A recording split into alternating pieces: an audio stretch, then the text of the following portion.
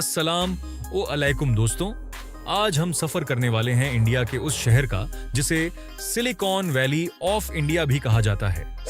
एक ऐसा शहर जहां पुरानी तारीख और मॉडर्न टेक्नोलॉजी एक साथ नजर आती हैं, जहां एक तरफ सदियों पुराने महल और किले मौजूद हैं तो दूसरी तरफ आसमान को छूती हुई इमारतें और दुनिया की बड़ी-बड़ी आईटी कंपनीज के ऑफिसेज भी देखने को मिलते हैं।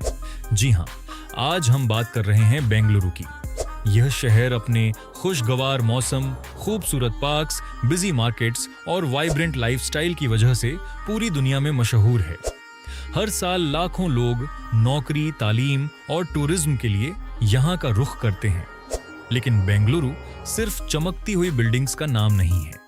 इस शहर की कहानी में अमीरी भी है और गरीबी भी। एक तरफ लग्जरी कार्स और हाईटेक ऑफिसेज नजर आते हैं तो दूसरी तरफ रोजमर्रा की मुश्किलात से लड़ते हुए लोग भी मिलते हैं। आज की इस डॉक्यूमेंट्री में हम बेंगलुरु की तारीख, उसके मशहूर मकामात, लोकल कल्चर, बाजारों, खानों और लोगों की जिंदगी को करीब से देखेंगे। तो तैयार हो जाइए, क्योंकि आज का सफर आपको ले जाएगा इंडिया के सबसे दिलचस्प और रंग बिरंगे शहरों में से एक के अंदर। बेंगलुरु, जिसे पहले बैंगलोर के नाम से जाना जाता था, भारत के कर्नाटक राज्य की राजधानी है। यह शहर अपने अच्छे मौसम के लिए जाना जाता है। जब भारत के कई शहरों में बहुत ज्यादा गर्मी होती है, तब भी बेंगलुरु का मौसम आम तौर पर अच्छा रहता है।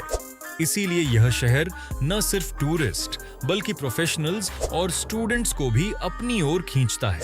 आज बेंगलुरु दुनिया के सबसे जरूरी टेक्नोलॉजी हब में से एक है। माइक्रोसॉफ्ट, गूगल, अमेजन और कई दूसरी इंटरनेशनल कंपनियों ने यहाँ बड़े ऑफिस खोले हैं। लेकिन इस मॉडर्न शहर की पहचान इसके सदियों पुराने इतिहास में है। और इस इतिहास को जानने के लिए हम सबसे पहले बेंगलुरु पैलेस जाते हैं। यह शानदार महल 19वीं सदी में बना था और इसका डिजाइन यूरोपियन महलों से प्रेरित है।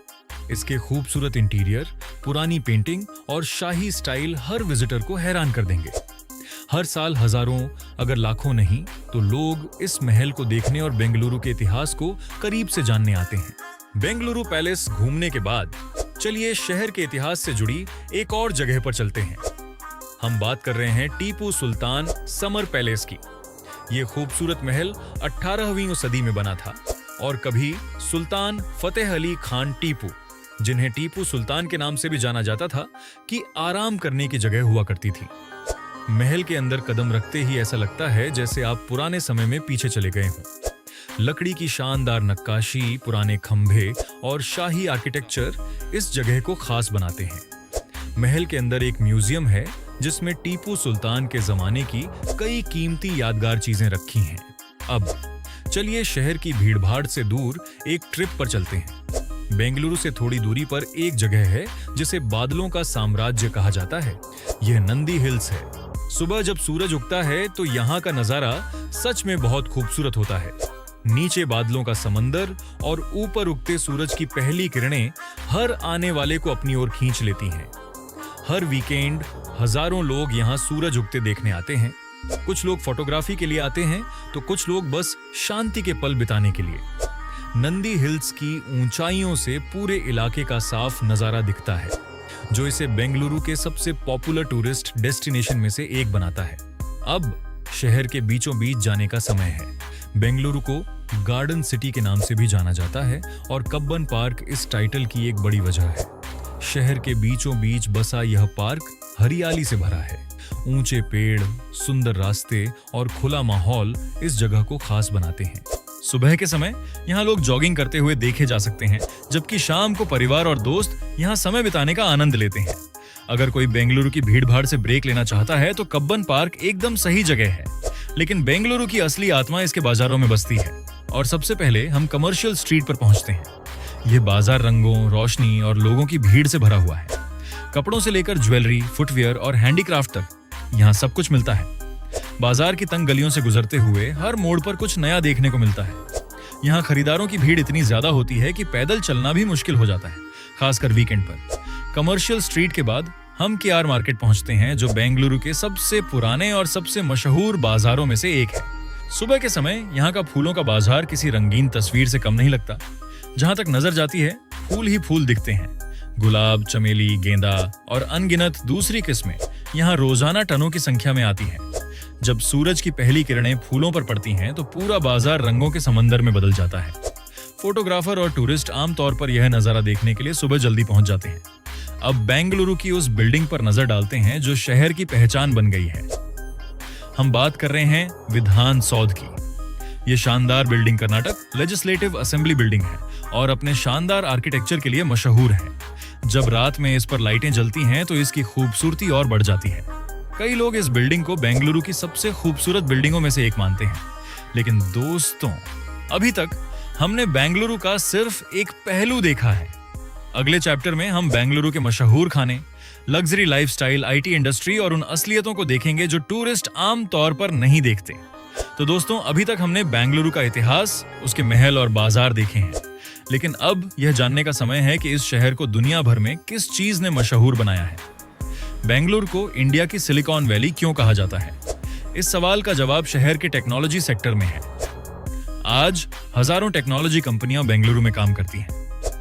दुनिया की कई बड़ी मल्टीनेशनल कंपनियों ने यहां ऑफिस बनाए हैं। हर दिन लाखों लोग software development, artificial intelligence, engineering और डिजिटल सर्विसेज में काम करते हैं। इसीलिए भारत के अलग अलग शहरों से युवा बेहतर भविष्य की तलाश में बेंगलुरु आते हैं। शहर के कुछ इलाके ऐसे हैं जहां रात में ऑफिस की लाइटें चमकती हैं। मॉडर्न कांच की इमारतें और बिजी सड़कें आपको ऐसा महसूस कराती हैं जैसे आप किसी यूरोपियन या अमेरिकन शहर में आ गए हों। लेकिन हर कहानी का एक दूसरा पहलू भी होता है। एक तरफ जहां यहां अच्छी सैलरी और लग्जरी लाइफस्टाइल है, वहीं दूसरी तरफ ऐसे लोग भी हैं जिन्हें अपनी रोज की बेसिक जरूरतें पूरी करने के लिए स्ट्रगल करना पड़ता है। यही बात बेंगलुरु को दूसरे शहरों से अलग बनाती है। यहाँ प्रोग्रेस और चैलेंज दोनों हैं। अब बात करते हैं बेंगलुरु के खाने की। अगर आप खाने के शौकीन हैं तो यह शहर आपको निराश नहीं करेगा।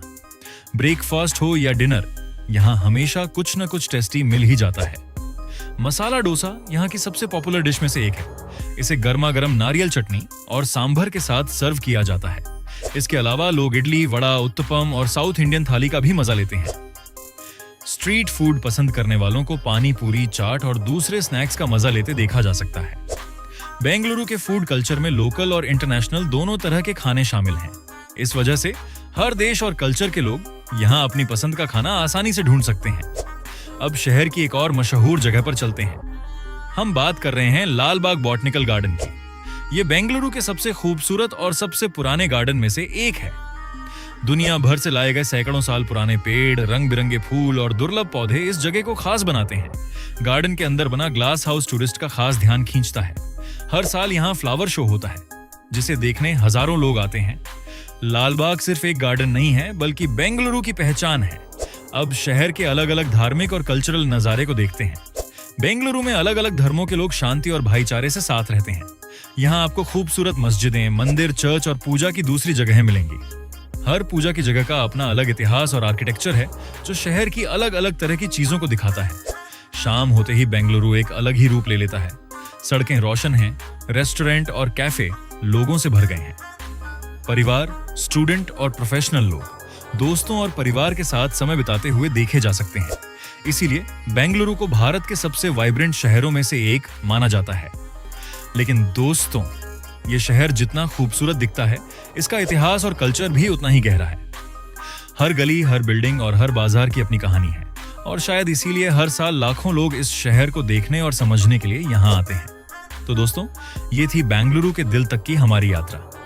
अगर आपको ये डॉक्यूमेंट्री पसंद आई तो प्लीज वीडियो को लाइक करें, चैनल को सब्सक्राइब करें और हमें कमेंट में बताएं कि आप आगे कौन सा शहर देखना चाहेंगे।